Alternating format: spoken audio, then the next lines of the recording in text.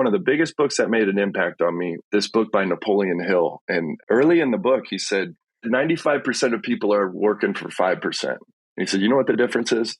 The 5% know what they want to do, and the other 95 are still figuring it out. If you're in the 95, you can have a quality life. You like working for people. You like your time off. But the 5% that people are working for, they know what they want to do. And that book resonated with me because I'm like, well, which group am I in? You know, am I in 95 or 5?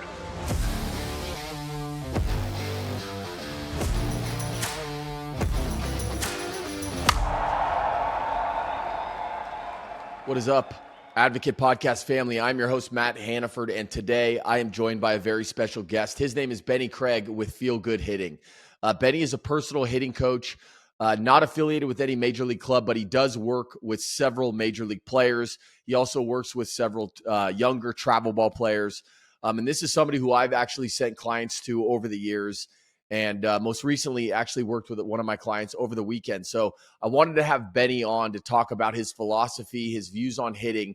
And in this episode, we covered a bunch of really interesting topics. We talked a lot about the mental side of hitting, the importance of it. We actually discussed a lot of really important books that younger players should get their hands on, like Ted Williams' Book of Hitting, as well as Sadaharu Oh's. So if you do not know those two individuals, you certainly should.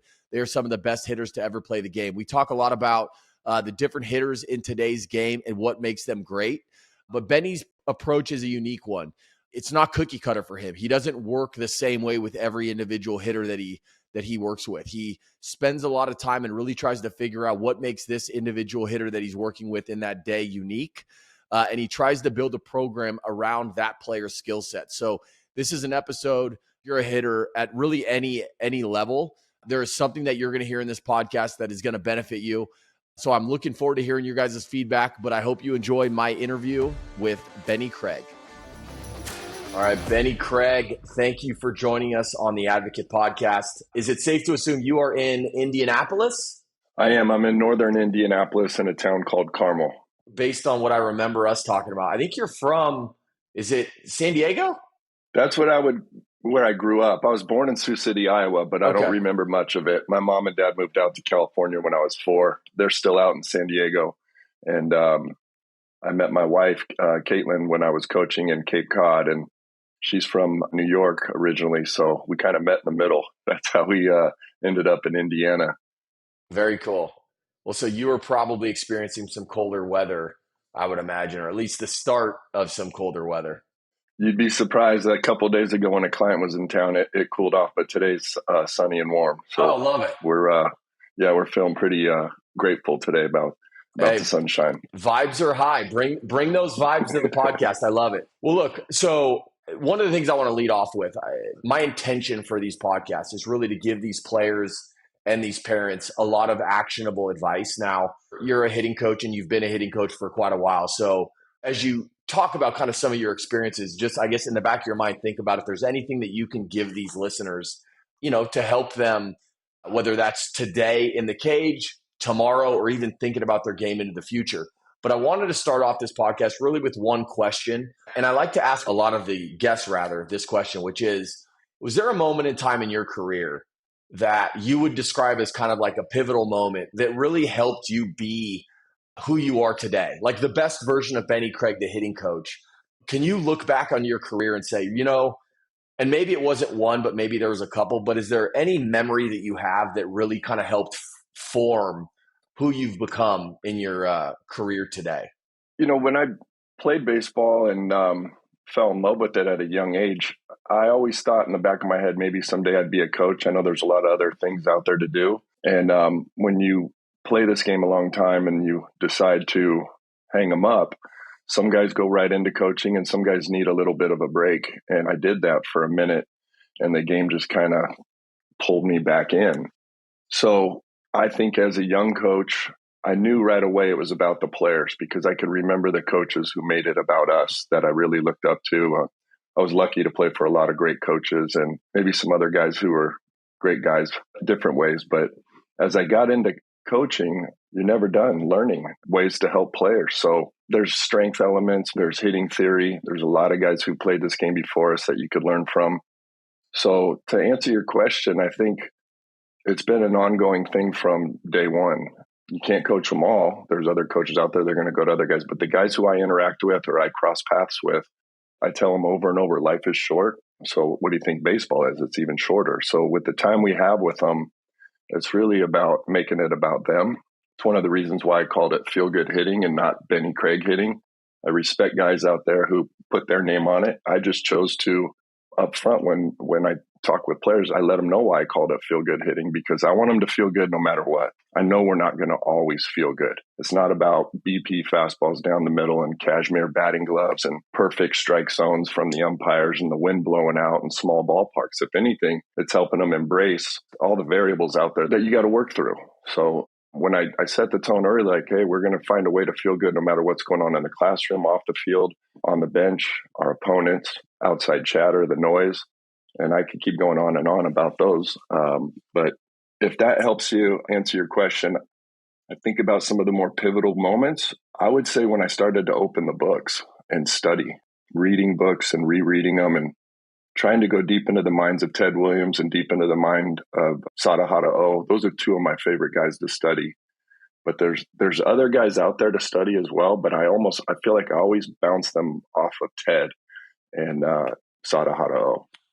Even though I never met him personally, right. I never met him personally, but I feel like I know him now because I read about or study him, 13 months a year. And I think everybody hopefully listening knows who those two players are. Speaking specifically about Ted, what is it about Ted's way of hitting that really took hold for you when you, I guess, found his theory?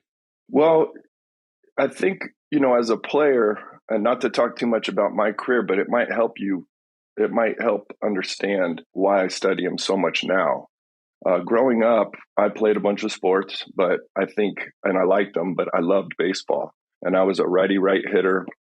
Originally became a switch hitter because once I saw Don Mattingly, I was like, that's my guy. So I started hitting left-handed in the backyard.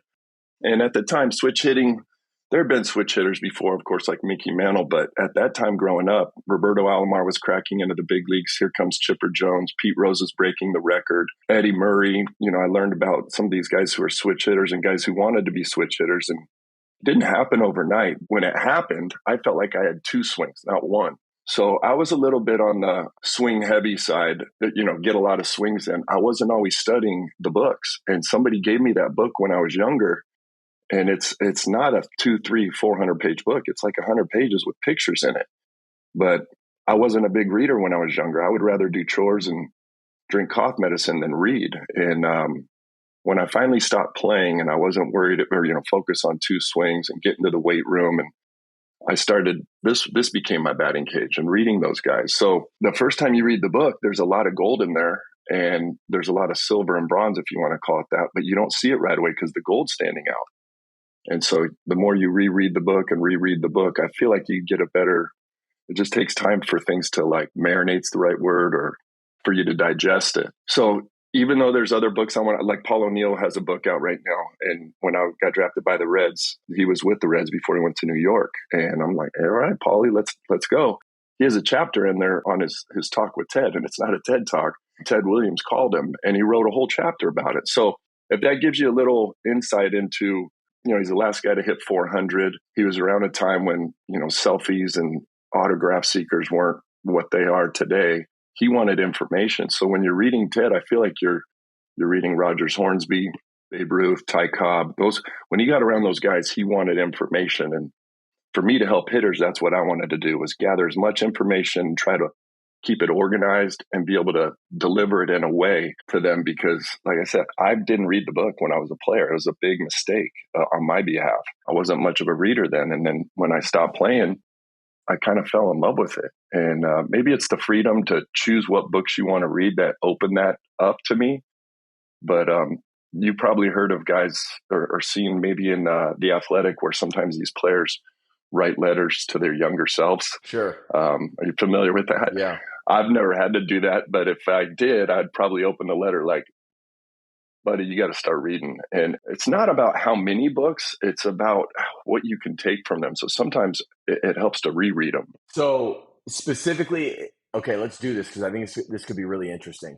If you were going to write a Yes. letter to yourself and you were going to tell your younger self about the Ted Williams book of hitting, what are like the three takeaways you would like explain to yourself to understand and grasp? That's a really good question.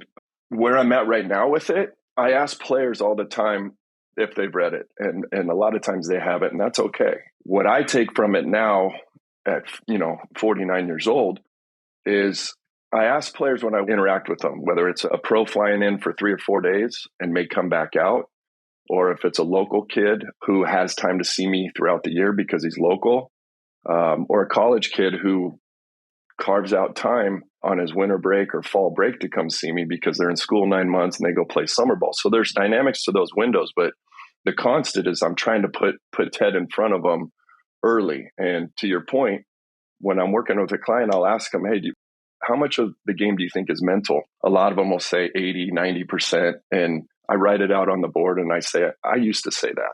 And so I don't disagree with your answer. I make sure it doesn't float around the air. I put it on the dry erase board. And I said, well, how hard does your mental game have to be if your physical game's off? It has to work harder, and vice versa. If your physical game's off, your mental game has to really make up for that. So I like to think it's 50-50. And the way Ted opened his book, it's the first part, I don't want to call it chapters. There's all these bullet points in blue, and then he elaborates. The first 30 pages are about the mental side. And then he says, now to the drawing board. Now that you got your thinking right, let's get into the physical stuff. And he doesn't cookie cut. He talks about there's a lot of different styles, and I agree with him. There are some constants, but there's so many variables. The ballpark, the wind, role player, bench player. You may have hit eighth or ninth coming up, and now you're in the 3-hole, and the lifespan of a hitter being a rookie and a veteran in his prime and then trying to hang on. So he gets into the physical part in the middle, and then he kind of ends with the mental. And he says in there, hitting's 50% from the neck up. So I try to put that in front of the guys and say, do you want to dive right into the physical? I think that's what a lot of people do.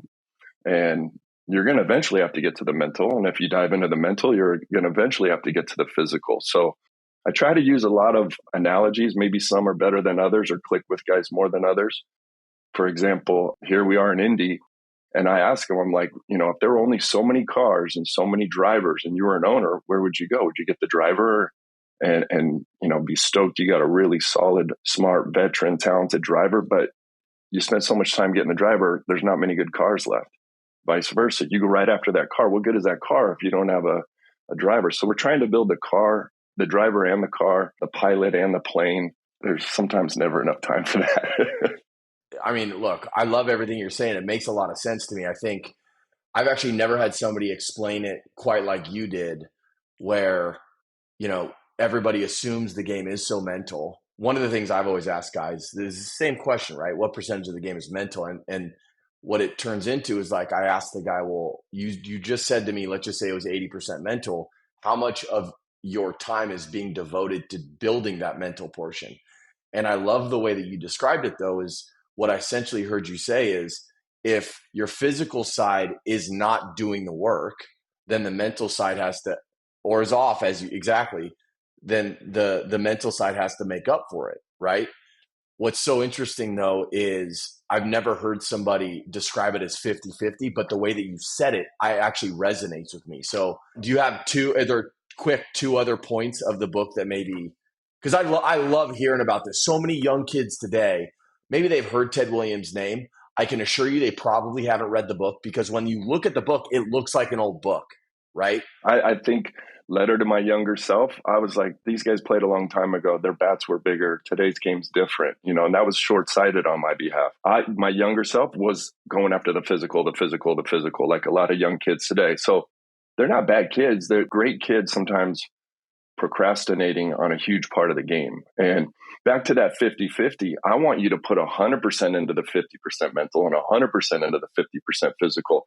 So there's times when you can hit without a bat in your hand, and people are like, what do you mean? And I'm like, well, I mean, if you're reading about hitting, you're hitting. If you're studying video, if you're studying guys who made changes in their career, whether it's Bautista from going from a fourth outfielder, fifth infielder to a life-changing, 3-hole hitter, an all-star for that period. If you're studying him and what worked for him, I think you're hitting. But when I was younger, because of the switch hitting, I wanted a bat in my hands. I had to come home from school, get swings in before sun went down. I just hit. And if you asked me a lot of mental questions, I was going to wing it. I didn't have answers that would win your boss over, or win the judge and jury and courtroom over. And I think that's possible to get better answers. I respect anybody who's trying to help hitters, whether our philosophies align or not. I try to step back and go, hey, he's trying to help hitters, cut him some slack. But as far as trying to push Ted or Sadaharu Oh or Hank Aaron or Sean Green, it's a case-by-case basis. If I got a wiry left-hander, I'm like, hey, you should get into Sean Green. His book will rock your world.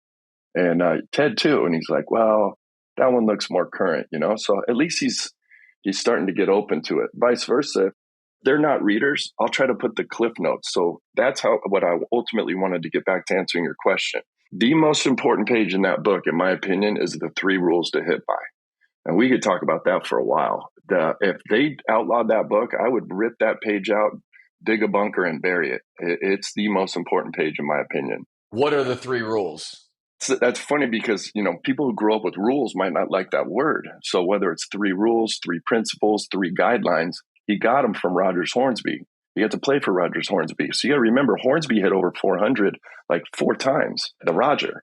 And the first rule is get a good pitch to hit, which went right over my head. I'm like, duh. The second one was proper thinking. And the third one was be quick with the bat. Always be quick with the bat. The rule applies at all times. So those are like top rules, but you need to expand on them. And I like to go in order, ABC, 1, 2, 3. When I ask a kid, hey, give me the 3 rules. And he's like, proper thinking, be quick, and get a good ball to hit. And I'm like, no, he says the first rule in the book like 10, 12 times. Matt Damon, the actor, I saw this the other day, met Ted Williams. And he was like, Ted, I loved you growing up. I read your book. And Ted was like, yes. And he goes, no, I swear. And Ted goes, what was the main point? And he goes, get a good pitch to hit. And he goes, okay, Matt. And I'm paraphrasing what I read. So the way I try to break it down, break that rule down, and from what I've studied from Ted beyond the book, you watch interviews, you watch him as a manager, you read books about his first year when he managed, not just that hitting book. You read the biographies, you look at all the PBS and interviews and hidden interviews. And I'm not the only one doing this. Our phones are listening to us. So I get bombarded with TED clips all the time, right? Which is cool. I enjoy it. I might find something I missed. But what I try to explain to the hitters is get a good pitch to hit. What did he mean? And most of them are like, get a pitch you can do damage on, get your pitch. And I said, hold on. Think about it this way. The basketball, NBA, it's 5-on-5. The NFL is 11-on-11. And let's stay with the NFL. Each team gets 4 downs, don't they? The pitcher gets 4 balls and we get 3 strikes. Do you think that's fair? Like, have you thought about that? What if we got 4 strikes? What if they said, hey, let's make this fair? And we get 4 strikes, and you'd have 3 strike approaches and you'd battle and it would change history. Or what if they said, hey, this game's too long. Let's take a ball away. 3 balls, you walk. But whenever they set this game up, 4 balls, 3 strikes, I think it's interesting that's the math in it. So now what I think he really meant was you got to have a 2-strike approach. So he wants you to be patient in the middle of the zone, 2 for me, 1 for the team. And he has that color chart. And if you look at the color chart the first time when you get the book and you're like, oh, it's rainbow chart. There's a red line where he's hitting 380, 390, and 400 where he did the most damage. And then he writes the other ones. He doesn't say in those 3 rules, right away, you need a 2-strike approach. But if you keep reading the book, you see how he circles back to it. So when I ask guys, what's your 2-strike approach? Start earlier, spread out, choke up. Good. At least you have one. Some guys will say an out's an out. I disagree. I didn't read that book, and I was more of a 3 for me guy. I thought choking up was for little leadoff hitters, and my walks to strikeouts were going like this instead of like this. So when you dig into Hornsby, who gave him that rule, I think Hornsby struck out 60 times in his career and then never again, more than that. Williams, I think, struck out 60 times his rookie year, never more than that again. So these guys were walking way more than striking out. And they're telling you, hey, get your thinking right before you start diving into grip, setup, stance, toe tap, no stride, leg lift. So again, I think it goes back to 2 for me, 1 for the team, and all of them are for the team. But I think if you follow that system over 500 at bats, 600 at bats, you're giving yourself the best chance to use those three strikes wisely. I don't gamble. No problem with my buddies who play poker and go to Vegas from time to time and all that, but I don't gamble. But I've studied blackjack, seen it in movies. And from what I understand is if you go there and you don't have a system, the house is already set up to win, but they're going to take you. So when you think about baseball, and if you compared it to gambling, some guys don't have a system, and unless a coach forces it on them. And that's a whole nother thing. There's coaches who small ball, coaches who want to manufacture runs, coach, hey, let's home runs win games. But I want to help guys use those three strikes wisely. And I start with Ted. I love that. So I don't know if you could see this jersey right here. It's Joey Votto. Joey Votto used to talk about that book like daily. He studied that book. So it sounds like maybe as much as you did. Now, to his credit, he actually did it when he was playing. So it's no secret that Joey Votto was the hitter that he was. I want to touch a little bit about something with your career. So you've done a lot of different things. One of the things that you've done is you've coached actually in the Cape, right? Mm-hmm.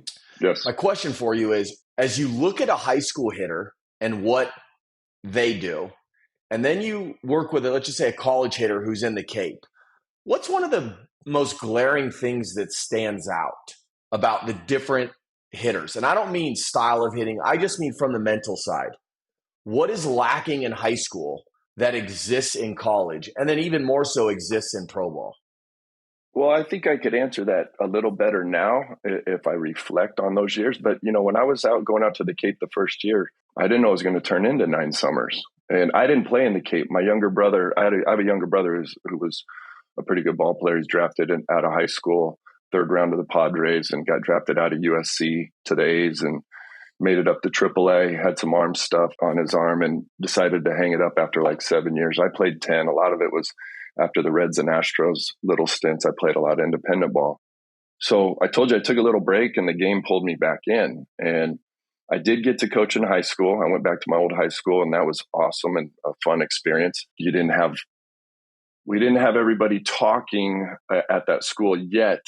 The varsity talking to the JV, talking to the freshmen and getting some continuity. So when they came up, these A ballers, AA, AAA are ready. It was kind of, we coach varsity. And I thought that was great guy, but I thought there was a hole there. And I said, hey, I feel like we're spending all our time with varsity. Why aren't we going down and talking to JV and sharing some of our ideas and philosophies?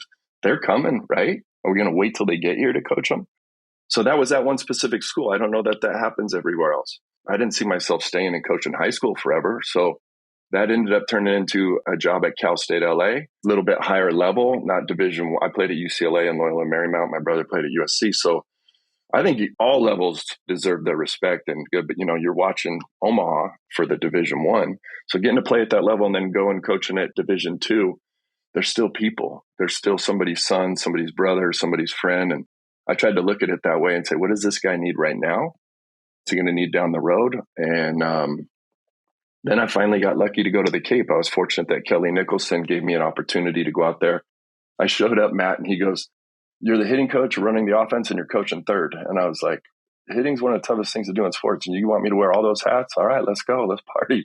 So, when you look at the big leagues, you used to have one hitting coach. Now they got 2. Some teams might have 3 because of the, just the culture, the game's global, the Latin barrier, or the Latin players, the Asian players. And some teams are, hey, this is how we do it. But I wasn't in the dugout with the hitters. I'm coaching third. So you just embrace it, and I tried to communicate with the players earlier. I said, look, nobody's here to watch me coach. They're here to watch you guys. If I can have an impact on you, I want to do it during early work the most and after the game a little bit. Game's over. Let's not stay here all night. We got to play tomorrow. But early work was like where I think I had the biggest impact. And during batting practice, I was trying to taper it like, hey, I'm not going to be talking to you during the game as much. I'm here for you. But guys would come up and, what'd you see? What'd you see? I was like, I say, he got you with a fastball. He's probably going to try to do it again. Go play defense. Tomorrow we'll talk about things that could help you. But come game time, I wanted to put them in a position to just go out and compete and learn from it. What we do well, let's keep doing. And what didn't go well, let's try to figure out how we can be better. So when you ask like high school kids to college kids, I don't think that changes. You got to remember the younger kids are going to grow till they're about 18 years old and then fill out. Those college guys, they've grown and they've filled out, but that doesn't mean they've grown this. Unless they've been lucky to be around parents who are doing a great job of knowing when to push and when to let them go versus push, push, push. I see things in high school spill into college, and I see some things in college spill into pro ball. So I feel like all hitters can be helped. You just try to figure out where they're at along their journey. Yeah, I feel like the approach oftentimes is the thing that, in high school, and it certainly changed today with travel baseball and showcase ball and all these different things. I think a lot of kids at the younger ages now actually do have a much better approach than we did when I was in high school. But I know that that's one of the things that you do see kind of a massive change with when you start going to these other levels. Because let's just say you got a kid who's going from high A to double A. And now oftentimes when you ask them, hey, what's the difference in the way that they're pitching you? They'll try to describe it as like, well, they're starting to pitch me backwards, right? I just saw an 0-0 changeup, which I never would have expected, or a 3-2 changeup. Like I wouldn't have seen that at the prior level that I was at. So now, naturally, you have to have a different approach if now this is kind of the norm at these next levels. So as I think about going from high school to the Cape, again, I didn't play in the Cape either. I would assume that a lot of times the approach is that the biggest, I guess, differentiating factor between those two levels. But yeah, I mean, I don't know that to be the case, and that's, I guess, more about what I was asking you about. They're different levels. Guys are at different points in their journey, and for some of those guys, their careers they're gonna dwindle and be done. And for some of those guys, their careers are just getting started. So I felt like, just if you want to talk about Cape for a minute again, there's a lot of the players who are going to Omaha and the regionals. They're not there yet. The guys on temp contracts, and I was like, man, some of these guys could be studs if we just keep working with. Well, he won't be here very long. We're getting so and so from Arkansas and Miami, and I'm like, okay, well, I'm not going to not help this guy, or treat him like he's a full guy. So back to your point about the pitching, you're getting these guys who've been raised on aluminum, and more currently, the drop 10s, the drop 8s at the lower levels. And I feel like they're going to have a bat weight hangover. Man, I hear a lot of the younger kids, man, he used to hit for power, and right now he's miserable. He doesn't hit for power. I'm like, well, you guys were probably drinking the -8, -10 ounce Kool-Aid, and you knew this drop 3 was coming, and he doesn't eat breakfast. He's got to put on some. It'd help him if he swung heavier bats and put on weight, and that may happen. But the college guys, man, we were breaking bats at an alarming rate, in my opinion. And I've gone through it. I stood on top of the plate when I swung aluminum and tried to create inside pitches. But you start facing guys with more command, not just more command, but more secondary and third command. So I don't mean to jump around, but the way I had pro ball explained to me after I'd gone through it was there's a lot of arms in rookie ball, but they sometimes don't know where it's going. In low A, they got more command, but not with their secondary stuff. And high A, they're starting to get that second pitch. Double A, they know that it's like a food chain. The better pitchers are going up, the better hitters going up. And I think that's the way it should be. So they can start pitching backwards now because they're starting to get more comfortable with their grips and command. They've been playing the game longer. They're older. And then you get to AAA and they're on the doorstep of the big leagues and they'll throw everything at you, the whole kitchen sink, and then you get to get to the big leagues. So the levels of pitching can change, but that's two of the biggest words from Williams' book that I took was there's a lot of constants and a lot of variables. And here we are talking about pitching's constantly going to be changing, and the variables are at what level, who's on the mound. I mean, we're seeing it today. We're giving these guys 5-6 innings and handing it to the bullpen. And for God knows how many decades, that wasn't always the case, right? That in itself is another example of the constants and the variables that these young guys have to deal with, help them work through. So I want to touch on your T-shirt for those that are listening and not watching on YouTube. Your T-shirt says "Breathe," rather. Breathe, yeah. So tell me a little bit more about that, because I know. Look, I've had major league players work with you, minor league players work with you, and a lot of them come back from these sessions and they talk a lot about how you do focus on the breath a lot. Tell us about why, and give the listeners some insight as far as the importance of the breath. just at those different levels of coaching, high school, college, and pro, and having experience at those levels, not at the major league level, but experience as a player, I don't think I was a very good breather. And I picked up on it the more I got around players in the batting cage and the dugout. And I'm like, hey, slow down, take a breath initially. And so I started thinking, hey, what's working and why, and what could be better? And is it them or is it me? So I really try to take a lot of pride in my delivery and communication, because some guys are ready for it and some aren't, and that's okay. Breaking down breathing. I think majority of people take breathing for granted. Like, we're breathing right now, but if we were getting ready to hit Chapman or Bauer, our breathing needs to be at a high level. And I think the majority of coaches out there and players know about the relaxation breath, the big inhale. I like the slight pause. I think you get more oxygen to your cells, and then slow exhale. And you see that outside the box all day, every day. But if you look closer, so much is going on in the swing and the ball gets hit. Everybody's watching the ball.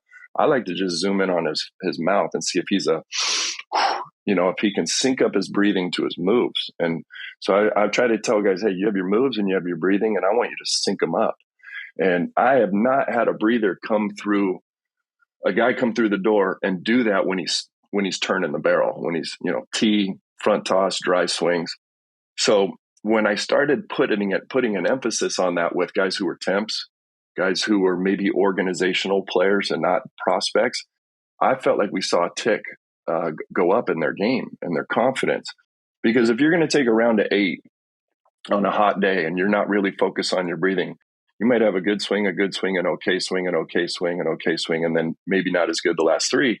And you let doubt creep in. What am I doing wrong? It's like, you're not doing anything wrong. You're running out of gas. So when you think about driving a car and driving the ball, how good is that car if you can't keep it cool and keep the air filter and the airflow going? So I try to tell them there's 2 big breaths or 2 breathing patterns I want you to know about. And of course, words matter, but choosing the words helps. So I ask them, would you like your breathing to be simple or complicated? And they always say simple. And I said, would you like it to be effective or non-effective? And they go effective. So sometimes knowing the opposites helps you zone in on those to-dos. So the relaxation breath is in the dugout, on deck, in between pitches, in between innings, a no-brainer, and you should do it. Slow the game down, help your brain strategy, all that. By focusing on it, you can block things out. But when we start hitting and throwing, I feel like everything gets smoother. Everything gets timed up better. And for me, probably the 2 biggest keys in hitting is pitch recognition and timing, or timing and pitch recognition. How good is your pitch recognition if your timing's not there? And how good is your timing if you're swinging at everything? So when you put those 2 together, breathing to me is like one of the early building blocks to go into timing, because that's a whole nother conversation about our sport, the dynamics of it. And, when a guy comes out for 3 days, like I said, we open and close almost every day with breathing. And I just know it's going to take some guys longer. We're all creatures of habit. So if you've not been a breather forever and ever and ever, you're not just going to magically breathe overnight. But I do think guys, if they put it on their priority list, their to-do list, we run a huddle before we go and run the play. Today, our focus is this, and why. Developing a grading scale has been a huge help. There's a lot of grading scales out there, but whether it's 1 to 10, 10 being our best, ideal, 9's really good, 8's great, 7 and below, it's like, what do we need to do to get it to a 10? So a guy might be hitting and I'm like, how's your breath? And he's like 0. And I'm like, oh, good, you're being honest. What's the next one going to be? And he's like, I'm going to go after a 10. And sometimes the ball comes off different. And they're like, ooh, maybe I do need to put more focus on that. So the relaxation breath, number 1, athletic breath, number 2. So when I think about breathing, most players, I would assume, do it subconsciously, don't realize when they're breathing. You say, you want to sync up the breath. I would assume they're not in sync, right? So the relaxation breath, is that like just normal breathing? No, normal breathing, I hope you're relaxed. But what I just been calling it relaxation, as you're getting in the box, taking that big breath, Okay, you got bases loaded and Votto at the plate. and you're playing first, I'm hoping you take a deep breath and rob them instead of checking out on your breath, and your Right. reactions and things aren't as smooth. But I studied breathing, and I continue to study breathing, whether it's boxing breathing, tennis breathing, gymnastics breathing. When you start breaking down the math of baseball at a macro level, the breathing can help all those zero point 0.4 seconds, 0.35 seconds when the pitch is getting delivered, and can help your arm. When you're playing long toss and throwing the ball, and you want to, with throwing, it's accuracy, quickness, arm strength third, and everybody goes after arm strength, and they hold their breath and their arms hanging. So I want to help them breathe at the park, period. Early work, BP. When they take a swing on deck, I want them to breathe. So in my experience, the younger players, and myself included, I admit I wasn't really taught that or focused on that. I get short of breath. I had a really good spring training or batting practice in spring training one day, and the brass was down, the GM was down, and he's like, "Who's this guy, hitting tanks?" And his BP, I shouldn't have been. I should have been hitting line drives, but guy's not getting me out, and I'm launching, and he's like, "Come here, young man." And I'm like, "Hi, how you doing? I'm Benny Craig. Nice to meet you." I was out of breath in BP. So I reflect on that, and now I'm around these hitters. I'm like, "Hey, don't do what I did. This round, let's have minimal thoughts. Let's see the ball, let's think middle, and let's focus on our breath and watch a lot of things get ironed out." Then the third breath is the same as the second. It's just the older brother, I call it. So you got your relaxation breath in between pitches and rounds and stuff. The athletic breath, anytime you do anything athletic, if you're hitting a tennis ball, shooting an arrow, kicking a soccer ball, I don't want my field goal kickers to inhale when they pull that leg back and exhale. So there are guys who do this, whether they intentionally do it or not.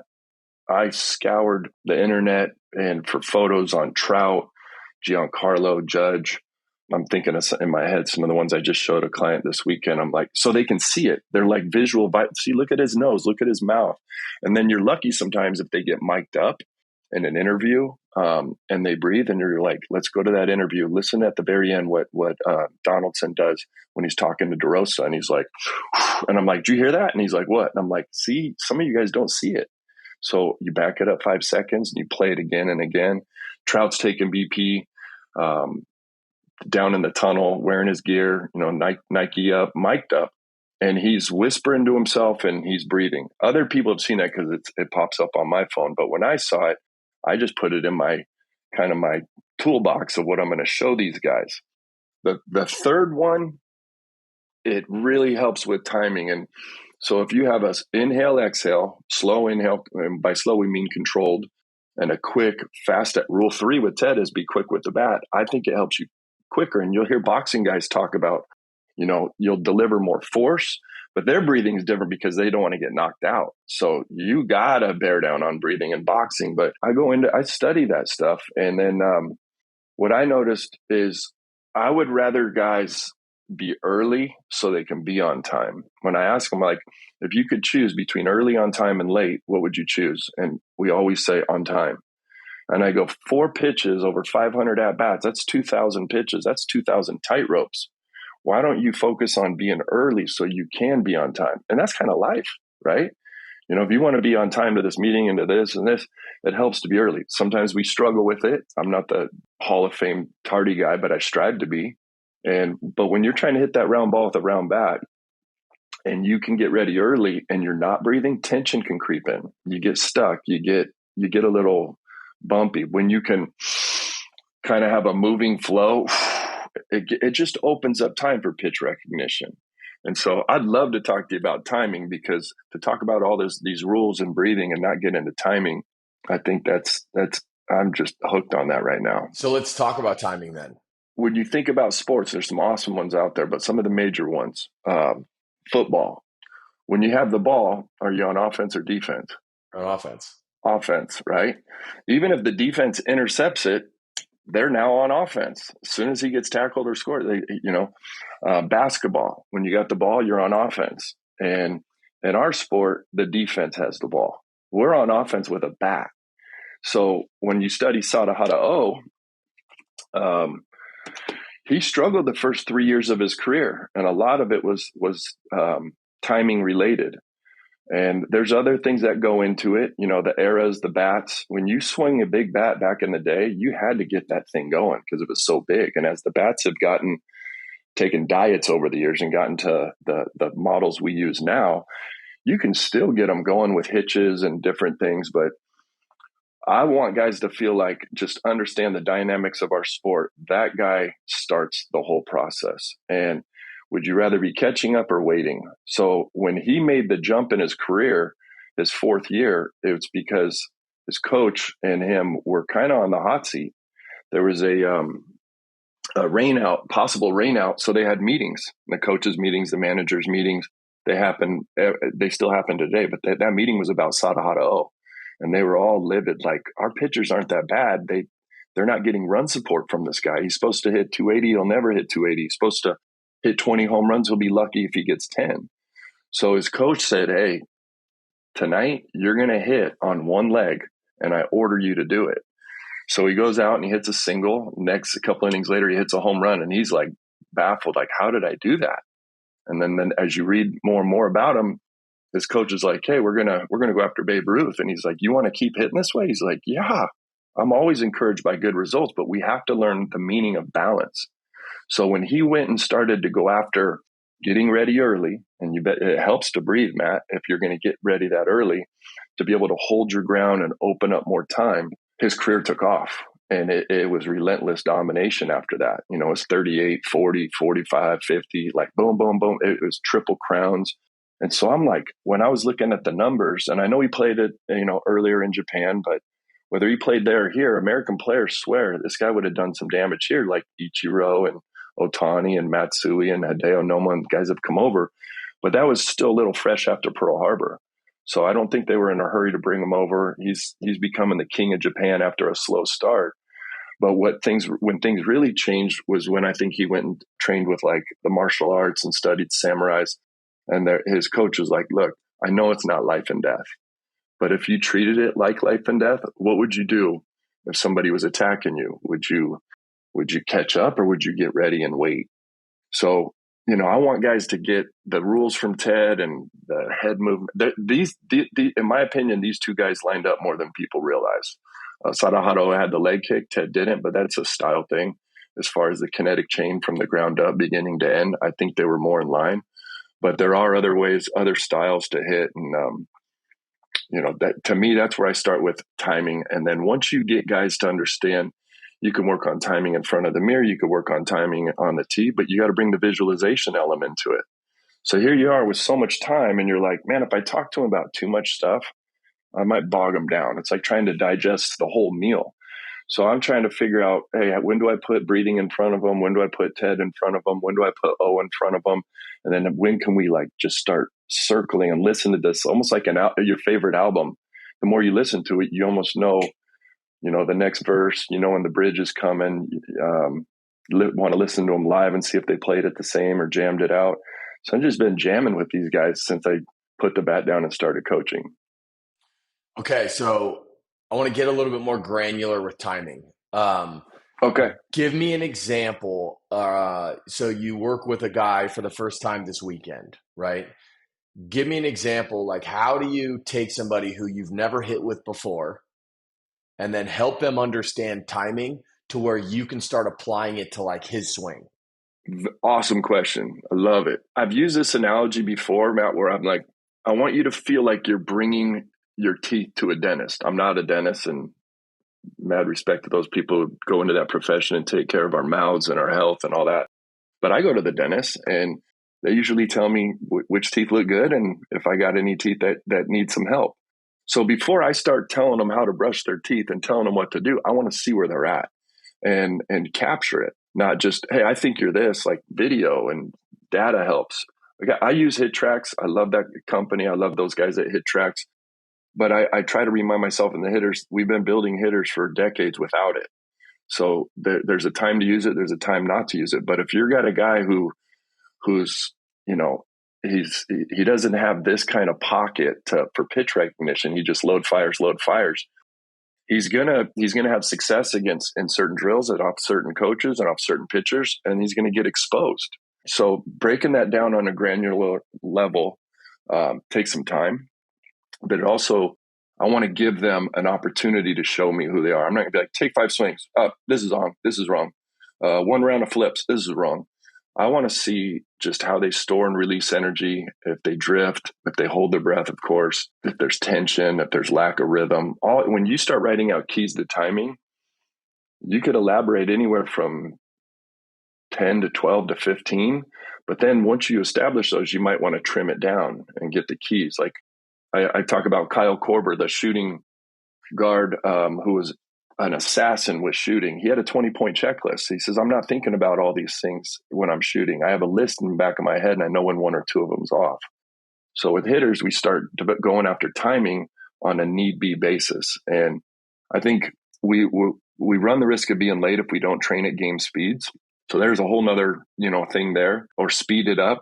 Edgar Martinez was looking at 150 mile an hour tennis balls, not hitting them, but he said, looking at them helped 90 look like BP. So again, you don't always have to have a bat in your hands to be hitting. There's win reality, there's a visual component there, but I think there's nothing like being in the box and seeing a ball from 40, 50, 54 feet away. So I used to do a lot of front toss, and it's great underhand, overhand, but I feel like life's short, baseball life's shorter. Let's get them seeing speeds. And when I feel confident and we build that rapport and relationship, then we start talking about speeding it up a little bit more. And there's a whole feedback factor. There's 3 types of feedback, in my opinion. No feedback is a type. Delayed feedback is a type. Prompt feedback is the one you want. And the ball gives us feedback. If we grow up on coaching us tell what we did right and wrong, sometimes we don't get that feedback right away. If you're out on the golf course by yourself, you got a caddy, that helps. But with baseball, golf courses are quiet. You get out to a ballpark and the chirping in the dugout, the scoreboard, the fans, all that stuff. Sometimes we forget that the feedback is right there under our nose in front of our eyes to help us make those timing adjustments. So I didn't mean to talk about too much of it. This is great. I mean, there are so many takeaways so far. My mind's going a million different directions. And it's funny that you just brought up golf. I was golfing not too long ago at this golf course, and they had just had Colin Morikawa's swing coach out to the golf course to give everybody, it was essentially a lesson, but he would walk with you through 18 holes, and it'd be a group of people, and he essentially was teaching you, like, look, what you need to do is every single time you take a swing, you're essentially looking at where the ball went, and it's giving you information, as you just said, right? And so what most people do at the driving range, for example, is like they'll swing, oh, good one, swing, bad one, swing. And it's just like, what's funny about it too is I feel like people, me included, you think you can just be perfect with every single swing, and you're hoping for a good result. But whether you get a good result or a bad result, there's no takeaway. You're not, oh, I must have come down too steep on that one. Oh, I must have opened up the club face on that one. Most of the time, you're just like reinforcing, oh, good job, Matt. Oh, bad job, Matt. And that's all it is. And so I love that analogy, because why is it any different with baseball? If you're taking a swing, how can you take the feedback that you're getting in that moment to tell yourself, oh, that must be because, let's just say I did this. A question that I have for you in regards to that, though, is do you ever find players who are seeking that perfection with every single swing? Because it sounds like what you just said was, you brought up like taking 8 swings, and I think you said off of a tee. Do you work in really short spurts and then like pausing and getting feedback?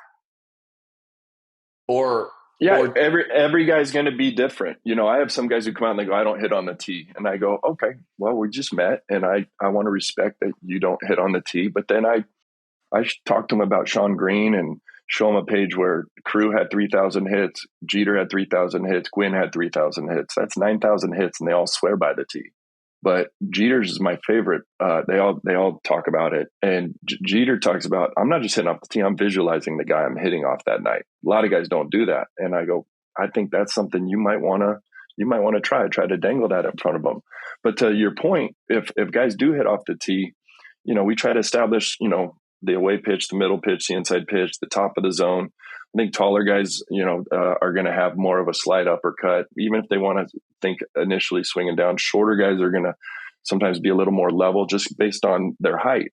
So that's where the tee can come in. Like I think you talked about Bo Bichette. I've seen him on there, and I feel like he starts at the high tee. Pedroia, there's a clip where he goes away, middle, and in. And I was like, whoa, that's deep. But then he shows these swings where he fought off inside pitches. Then he goes out front. Freddie Freeman, a bucket away, a bucket middle. And that's Freddie. So I don't want to force the tee on him, but I feel like I like guys to warm up on the tee and start getting feedback from the ball. And I want them to have a target in mind. They may not hit the target, but when you start going after targets, the second baseman, the pitcher's head, the pitcher's belt, the pitcher's feet, and then getting feedback from the ball. It not only gives you mechanical feedback, but then we got to get into the timing. So when we establish that contact point line, and I feel like you want to hit the ball out in front. And from a young age, that tug of war of, hey, you're hitting it too far out in front, let it travel. You're letting it travel too much. You need to hit it out front. It could be confusing for guys if they don't step back and say, where are the ideal contact points and why? And it's not that hard. When you start getting up against a tree, Williams would say, stand up against a telephone pole, a tree, and figure out, was that my strongest? Was that my strongest? Was that? I like to call it a zero line. That way, if you hit a ball in front of it, we call it +1. If you hit a 2 in front of that, it's +2. If you hit it a little deep, it's -1. Because back to the feedback, if you square one up, I think the feedback is do that again. If you don't square it up, you might have been just a little late or really late. You might have been a little under it, way under it. And the quicker you can troubleshoot that, the quicker you can be more consistent. When you're not getting that feedback, hey, what I do wrong? What I do wrong? There could be a series of things. You started late, there was tension, you held your breath. Versus, hey, you're breathing, you got rhythm, and you started on time. You had plenty of time for your eyes and eye-hand coordination to kick in. Then you got these pitchers trying to change speed. So when a guy does everything right and catches a +1, like that's still good. It's going to stay fair if he's got the right approach, whether it's oppo or middle. But when a guy's really early and yanks one foul, sometimes you got to tip your cap to the pitcher. He was deceptive on that changeup. His arm speed was good. So there's feedback on the tee that gets you ready for the feedback off the coaches and machines. When I was coming up and I wasn't built this way or trained this way, what do you think I was going to do if there were 3 coaches and one threw slow, one threw medium, and one was our pitching coach and he threw gas? What group do you think I was going to try to get in? The slow one. Yep. And is that getting you ready for the game? No. But it makes me look good in BP. And I'm like, Coach, you seeing how far I'm hitting this ball?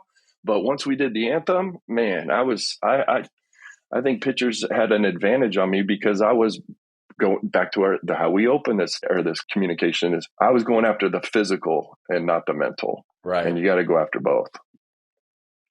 So knowing what I know now, letter to my younger self, I'd be like, dude, go face the pitching coach. It's going to stink for a while. It's going to be for a while. But in the long run, you'll be glad you did it. He's going to expose your flaws quicker. Aluminum, wood, slow coaches, fast coaches. When we were growing up, the machines were starting to come on the scene. There's 2 wheels. Some had 1 wheel. Now that the machines have 3 wheels, you've got the how we throw with 2 fingers and a thumb. They're way more accurate. And when you get ones that can really turn it up. I don't use the senior attack. I like the junior attacks. I like having 2 of them so we can see a fastball and a shape at the same time instead of one machine going, here comes a half hour of fastballs. Here comes a half hour of curveballs. I want them to see fastballs 3-4 rounds, see curveballs 3-4 rounds, and then we get into game situations. Hey, nobody on, nobody out, tie game. First and third, 1 out. Double play gets them out of the inning, sack fly, we score a run, single score run, double score 2, homer score. Let's keep the ball off the ground. And they're probably going to throw you breaking balls and off speed. So there's a visual component to that. There's a training component to that. 8th inning, this isn't the closer, but he could be a closer on another team. They got 2 closers. This guy's going to be up in the zone, and they're going to bring another guy who's even more up in the zone. So how do you expect them to hit it if you're not training for it?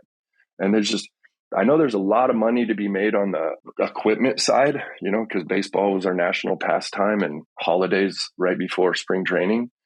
But there's good equipment out there that I go after, and there's some stuff that you could get bogged down by too much equipment. So I'm just trying to elaborate on like training at game speeds and shapes and seeing that. I'm not the only one doing it. I know other guys are doing that. Let's say we're talking to a 15-year-old kid, right? This Mm-hmm. guy's never worked with a hitting coach before. He's a talented kid. A lot of people are telling him, hey, man, you should really start working with someone because you may have a future in this. And you got this guy for the first time. What are some of what's the sequence of things that you'll just put him through to get a gauge of like, okay, where are you at? Well, it's going to take some time. It's a really good question because not all 15-year-olds are at the same exact spot. You have some kids who grew early, filled out early, some kids who are going to develop later. So I have some kids who hit with me in the spring and summer. They play football and fall and basketball in winter, and they come back. I'm like, dude, you grew, Right. So, and then I have some guys who don't, but it's how tall you get here is what I tell them. And I show them Judge and Altuve, Daryl Strawberry and Bip Rock. I could just show them examples of like, this is one of those games where it's how tall you are here. So when you ask about that 15-year-old, there's a whole other component. Is he introverted, extroverted? Is he high motor, low motor? Is he serious right now and he's too serious and going to get burnt out? If you told me, hey, this guy has a future, well, what is it? Because he runs a 6'2" and Right. speed, or no, he's just a gym rat. His parents are gym rats. They own a gym, and I've seen a lot of different walks of life come through that front door, and so I try to take them all. I can't lump them all into the same Right. So group, it sounds like it's all very individualized and yeah, not meant to be cookie cutter. And what works for one guy certainly will not work for another. And look, I mean, I think if you look at players in the big leagues, the way that Aaron Judge swings compared to the way that, even though Judge is a righty and let's just say Cody Bellinger's a lefty, vastly different, Yeah, right? totally. Um, so naturally, I think that's one of the smartest things that I've heard you say too, because I know a lot of hitting coaches out there that want to recreate kind of the same swing. And I remember when Josh Donaldson started getting some recognition, and he was an outspoken guy talking about the swing often. But so many Mm-hmm. players saw Josh Donaldson, who wasn't really that big of a guy, be able to generate a ton of power. All of a sudden, everybody started to duplicate that swing, right? Sure. And I think that on some level, the Aaron Judge component that's existed as well, right? Guys saying, "Oh, Aaron Judge does a lot with his backside, so let me start making my swing look like Aaron Judge."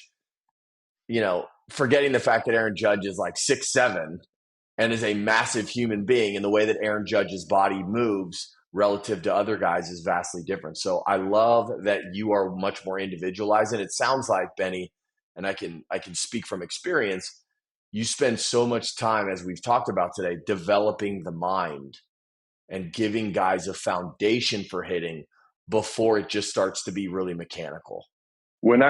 Thank you, Matt. Yeah, along those lines, and you're making me think about other things earlier in this that you asked. Could you think of a time in your career? And I was curious about playing and coaching because you kind of want to draw from both of those experiences to sometimes get through to guys. And when I was starting to enjoy reading more and then fall in love with it, I did need to take, I don't want to call it a break, but I needed to read something else other than Ted and Sadaharu Oh. So that's what, like, if I want to get guys visualizing, I got to go study visualization. I can't just be like, you should visualize. How do I do it? I don't know. Go get them. Like, I want to go study it and kind of send out like Batman sends his bat out. I send out there, but hey, what do you got on visualization? You got any nuggets on that? When I got into breathing, I really tried to study breathing.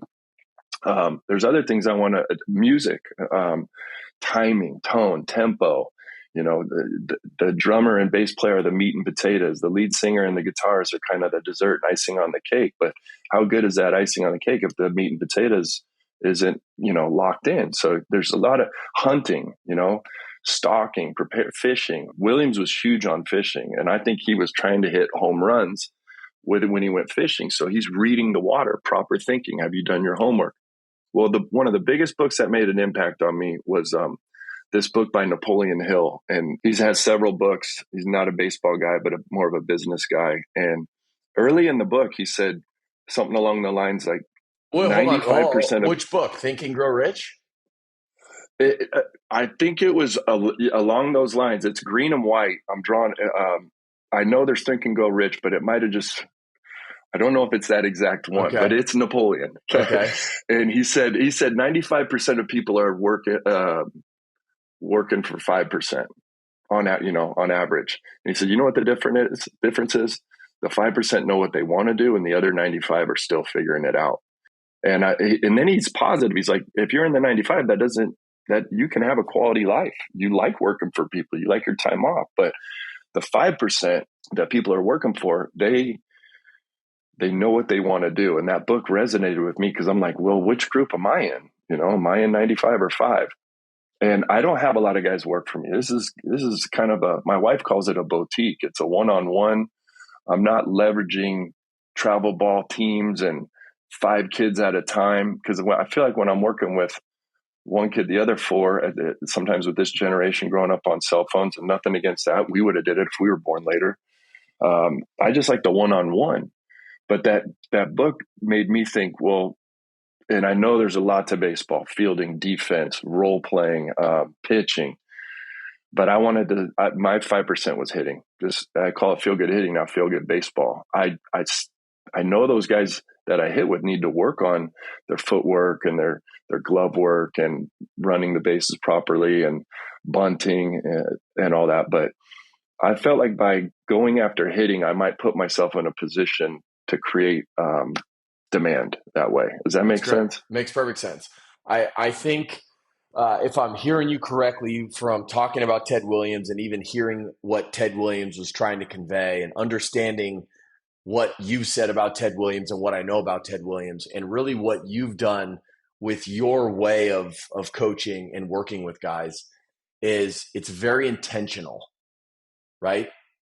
Very intentional. I think one of the things that I'm hearing from Ted is so much of the game and so many of the players who play it, and even these young kids today, it's like, I play because I'm good.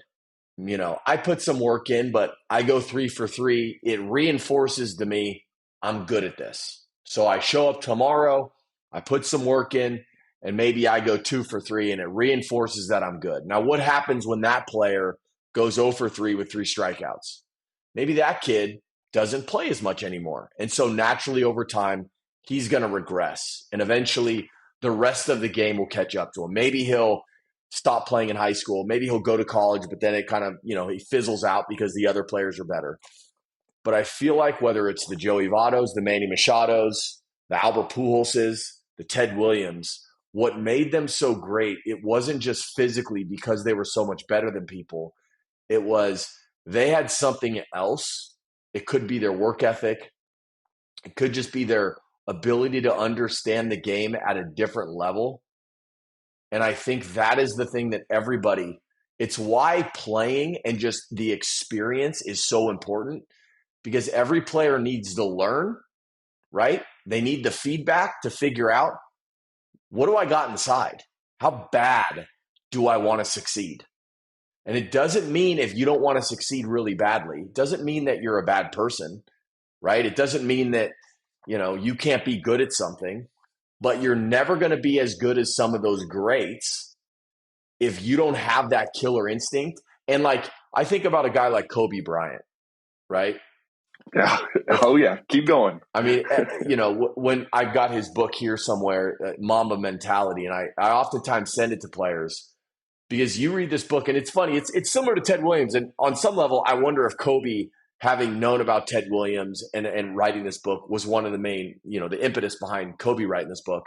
Because it's very similar. You got a ton, not a ton of words on a page, really short spurts, and then pictures. But the message is so succinct and clear in this book. And you can read the book and know immediately, why is Kobe Bryant so good? Right?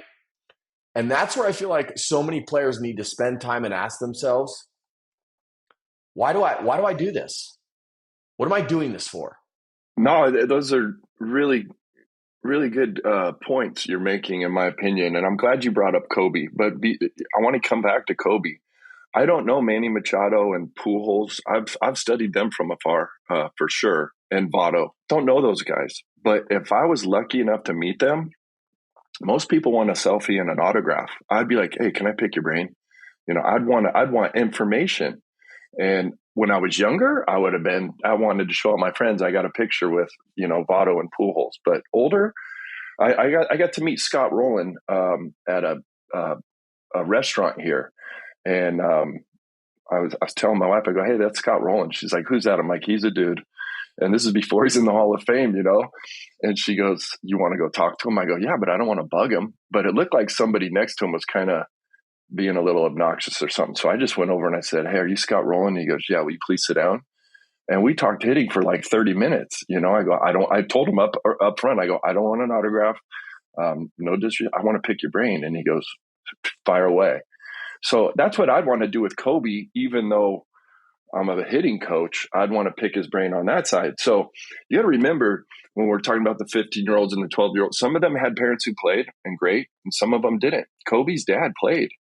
So when he was over in Europe, the way I understood it, and I saw interviews, his grandparents were sending him footage of the NBA's greatest players. And he sits down with her, and it looks like he's in his mansion of a theater at his house. And he's like, "I've seriously stolen all these guys' moves." And she goes, "Take me through. What do you see with LJ?" He goes, "Well, he had a big booty. I don't have a big booty. He used that to create space. What about Magic? His court vision was unreal." He goes, "I tried to, like, all these are superpowers, and I tried to take them." Now, he had to do more than study them. He had to put the work in. So the book you alluded to, I may have that same book and I love it. But what I've obtained recently, and it's on, I want to say Netflix or Prime, the 81 point game. That's worth watching and studying. And it opens with them talking about his passing. So it's a more recent film, but they went back and they didn't get Phil. They didn't get Shaq, but they got a lot of his teammates talking about his work ethic. And they're like, I wanted to get better. So I asked Kobe if I could train with him. He's like, "Yeah, tomorrow, 4 a.m. And they're like, "Wait, what?" And when they start showing up for treatment at 6, Kobe's like done with his second workout.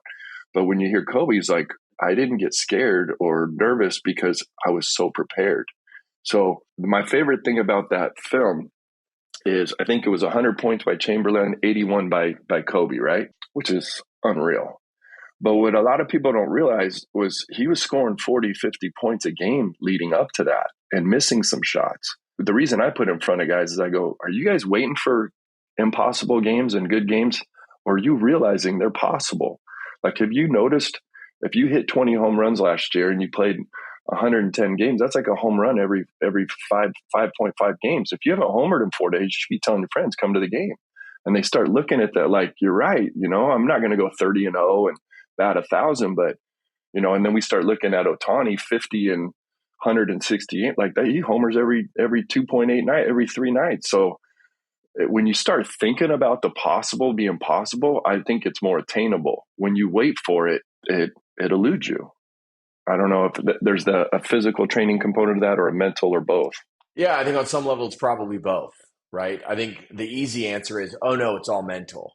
But in reality, no. I mean, if you got an issue mechanically, like you could think you're the best hitter in the world, chances are you're probably not going to square balls up, right? You're going to keep swinging through balls. So I got one last question, man. I've taken up too much of your time. One last question I have is, no, I've really enjoyed this.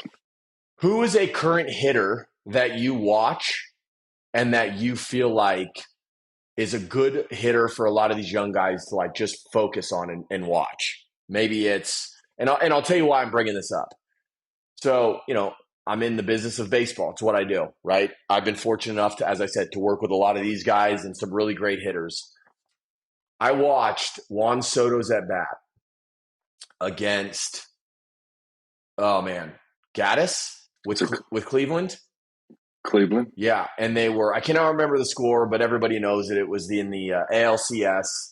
They were down by a couple runs, and he hits a homer. And what stood out to me with that at bat is every single pitch, Juan Soto's like this. He's like, yes, reinforcing to himself, yes, right? And I just saw this look in his eye, and I just remember thinking as I was watching the game, like, oh man, if I'm the pitcher facing this guy, I need to be like, oh yeah, right? Like I need to be throwing it back at him. And I saw the look on the pitcher's face, and it wasn't that I didn't see fear. I just saw like, he was very stoic. But every single Mm-hmm. pitch, and sure enough, he had thrown, I think it was like 6 breaking balls in a row or something like that, mixed in a changeup or two, and then comes back last pitch fastball elevated, and the dude hits like a 450-foot homer to center field. And the reason I bring that up is I've never seen a player in that heat of the moment so sure that he was going to do what he just did. It was incredible. And in that at bat, he must have fouled off, I think, 5 or 6 pitches. So my question for you is there a hitter that these younger players today should watch?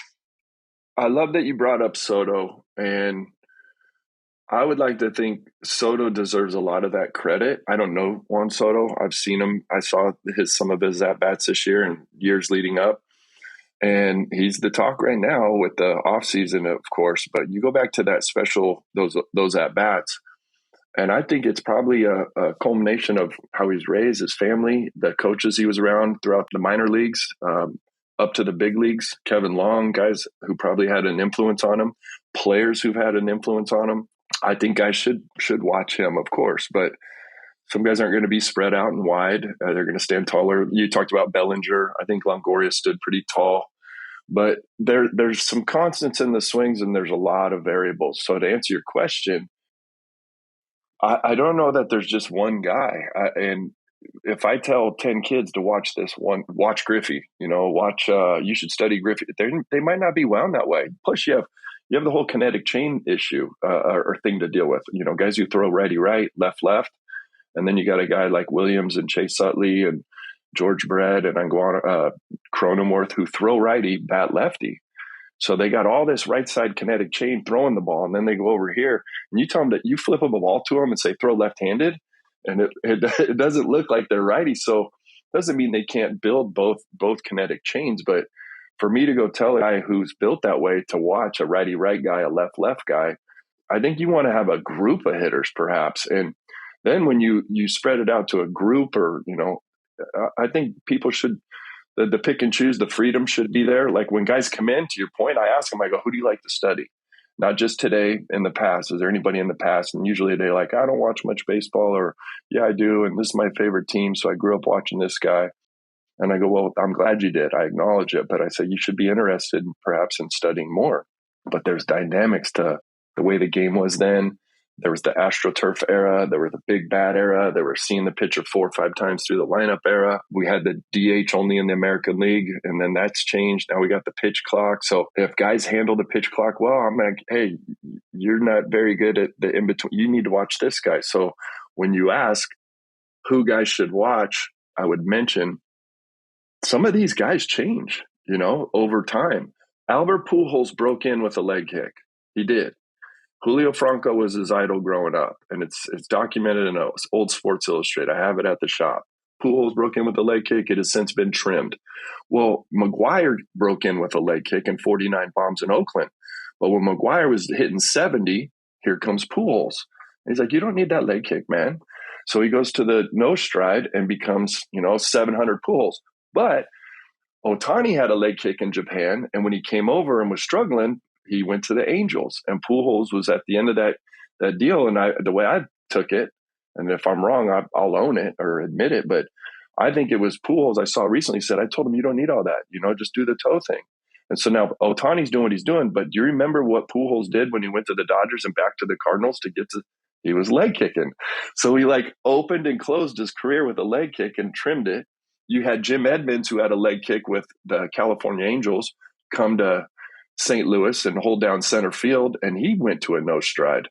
So when I think of styles, no strides, I think right away of Ohtani, Pujols, Goldschmidt, Alvarez for the Mets, and there's probably some other studs in there.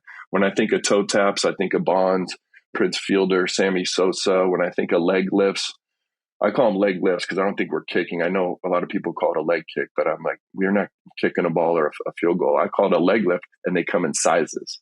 So you have small, medium, large, but you were talking about Donaldson. He was really into the leg kick and he was an outspoken guy. I love that time. I still show clips on Donaldson quite a bit. I'd love to pick his brain and hear him articulate how he got into golf and the kinetic chain, or guys who study golf and the kinetic chain, and where the clicks were for him. If I feel like a guy comes out and he's not going to hit for a ton of power, that's okay. He can still be an awesome role player. Arias, get on base and tons of singles and walks and just eat up pitches.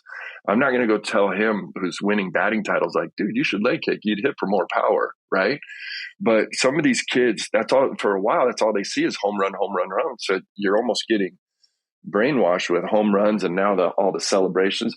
Part of me wanted, when you said, what hitters should young kids watch? I'd be like, the ones who play the game with passion and don't pimp things and show pictures up. When I was coming up, there were old school guys, and we wanted to wear high tops and wear our eye black smeared, and it drove coaches nuts. They're like, basketball players wear high tops. So, no, Griffey does, man. And we had to wear low cut shoes. But now I feel like I'm the old school guy. I'm like, hey, it's eye black, not cheek black. And act like you've done it before. Hit the home run, put your head down like Mantle, like Barry Sanders, score the touchdown and give the ref the ball. And but I don't know that I'll ever win that argument anymore with these guys. So maybe I have to, just embrace that part. But I'm still trying to answer your question of who would you want them to study? I'd want them to study multiple hitters and maybe look for guys that they line up with. If I had a smaller kid on the smaller side, I'd say, hey, you should be looking at Pedroia and Altuve and on and on. And if I had a real tall guy, Judge, Richie Sexton, Darryl Strawberry, but not just get stuck there. You want to study other hitters. No, that makes sense. I think you brought up a great point with Albert talking about, the evolution of his swing, because that's something I think gets lost a little bit for some guys. Your body's going to change as you get older, right? Through injury and different things. And so that's one of the things that I know Albert was cognizant of is I can't do what I, did to Brad Lidge at 24, 25 years old, the same way I could do it to a guy that's throwing today, which, by the way, like, even pitchers are different than they were back then too. So why do I think I could get away with the same thing that I once did today? It's not realistic. So, right. And that's very interesting for a couple of reasons, right? We talked about feedback earlier. So Pujols is getting feedback. I don't know Albert, but I would imagine he's getting feedback, and he's going back to the Rolodex of his career going, I'm not doing what I did against Lidge. I'm getting that feedback from the ball. But what's interesting is the game was always fast. I feel like it got faster. So for him to add a bigger move against faster pitching, I think that's where I'd want to talk to Albert about, like, hey, talk to me how you had the huevos to say, hey, I got this much time left in the game. I'm going with the leg kick. I think I would ask him, were you listening to your head, your heart, or your gut, or all three? Yeah, I would imagine probably all three. I mean, he's somebody who wanted to win more than anything. And, it can't feel good when you're a guy who had the track record he had and you want to keep playing and you got to find a way, So, well, Benny, this has been phenomenal. I mean, it's funny. I feel like we can talk for another hour and a half about hitting, but I do appreciate it, man. I know you're a busy guy. I know you got clients coming in today to work with you. So thank you so much. Maybe we'll do a Benny Craig 2.0 in the future, and we'll keep this thing going. Well, I just want to say real quick, I can't thank you enough for reaching out and giving me this opportunity. It's not something I normally do, and I really enjoyed your questions, and I appreciate you letting me share some of the stuff I've been grinding as a player and as a coach with. But whether we get to another one or not, I did look in at the rest of your the speakers you've had, the players, the coaches, and I love what you got going here. So to be part of it, the feeling's mutual. I appreciate your time. Thank you, man. That means a lot. I appreciate it, brother. You bet. All right, we'll talk soon.